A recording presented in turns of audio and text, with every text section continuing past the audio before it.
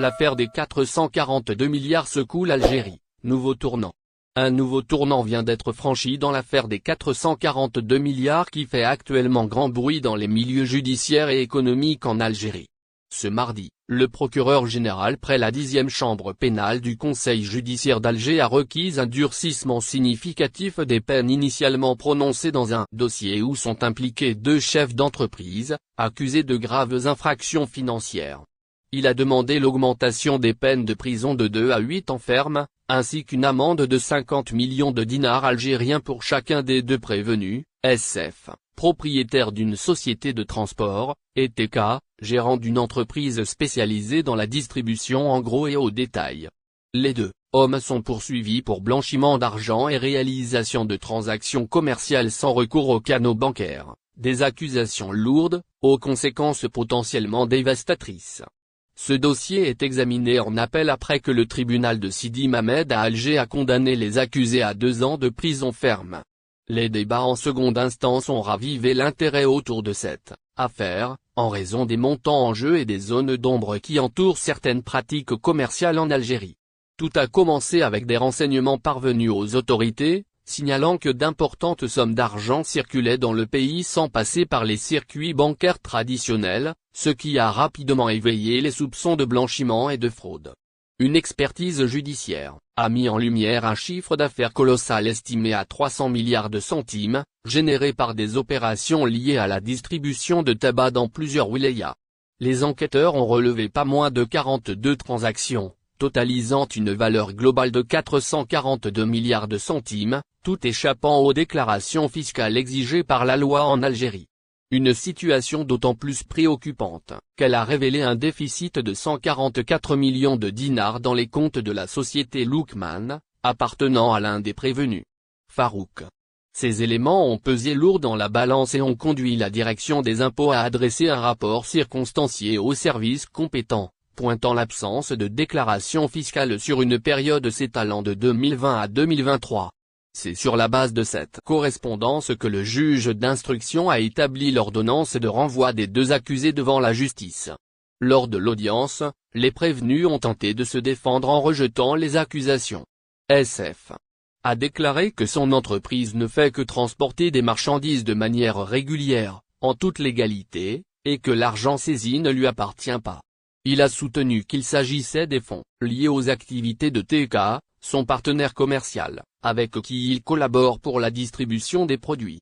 Il a ajouté que les sommes d'argent circulaient à la demande du directeur de la société Lookman, et qu'elles étaient acheminées via un réseau de distributeurs à travers le territoire national pour approvisionner les grossistes et détaillants en tabac. Quant à TK, il a défendu la régularité de ses pratiques comptables, affirmant que toutes les opérations étaient enregistrées et que les délais de transport pouvaient expliquer certains décalages apparents. Il a aussi précisé que la majorité des transactions concernaient la société mère, Hadi Al-Zad, seule détentrice de l'exclusivité de distribution du tabac en Algérie. La défense de SF a contesté la rigueur de l'enquête, mettant en avant une erreur commise par la direction des impôts qui aurait, selon elle, omis d'enregistrer les déclarations fiscales soumises en bonne et due forme par son client. L'avocat a fourni une lettre officielle émanant de cette même direction, destinée à être intégrée au dossier, et visant à prouver que l'entreprise n'a jamais été en situation de fraude mais aurait au contraire réalisé des bénéfices nets. Selon lui, la détention actuelle d'SF repose sur une simple négligence administrative, et il serait injuste de prolonger l'emprisonnement d'un homme pour une erreur involontaire. Il a ainsi plaidé pour l'acquittement de son client, estimant que le maintien en détention ne se justifie en aucun cas, au regard des nouveaux éléments portés à la connaissance du tribunal. Cette affaire, dont le montant en jeu atteint 442 milliards de centimes, continue de secouer l'opinion publique en Algérie et souligne les défis persistants liés à la transparence financière, à la régulation des flux monétaires hors banque et à la lutte contre l'économie parallèle en Algérie. Les prochaines audiences pourraient être décisives pour les 2 prévenus, mais également pour les mécanismes de contrôle institutionnel appelés à se renforcer dans un contexte de plus en plus exigeant en matière de confort. La France et l'Algérie tentent de renouer leurs relations au milieu de tensions passées sous silence.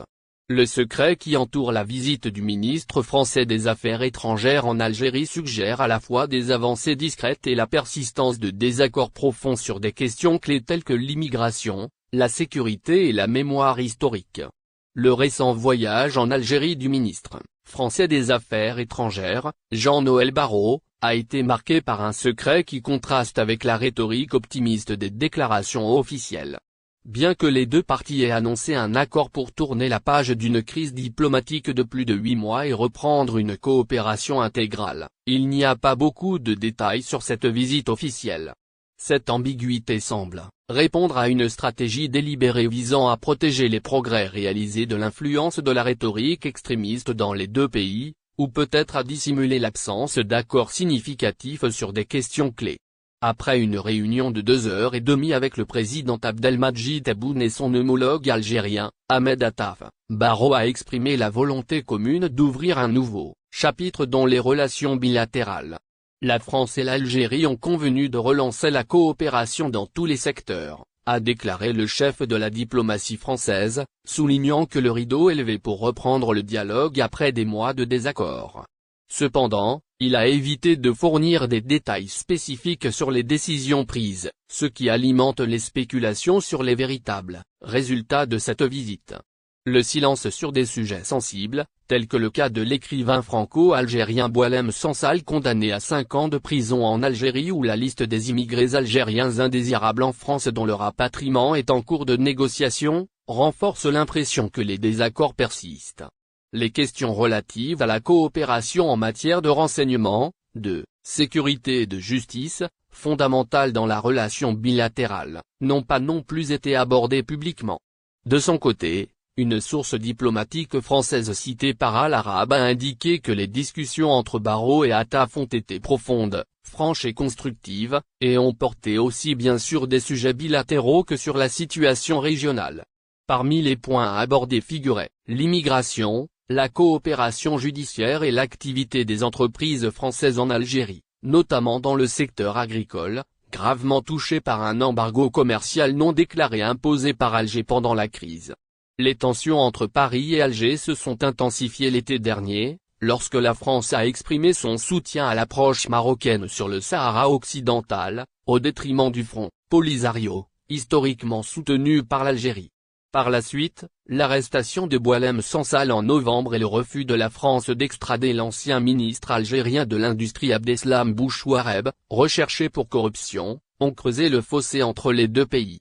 Dans ce contexte, Barrot a déclaré devant le Parlement français que la normalisation avec l'Algérie devait se faire avec fermeté et sans concession. Dans cette perspective, sa visite à Alger pourrait être interprétée comme une tentative de jeter les bases d'un nouveau cadre de travail bilatéral fondé sur un programme ambitieux, doté d'objectifs communs, de mécanismes opérationnels clairs et d'un calendrier défini pour sa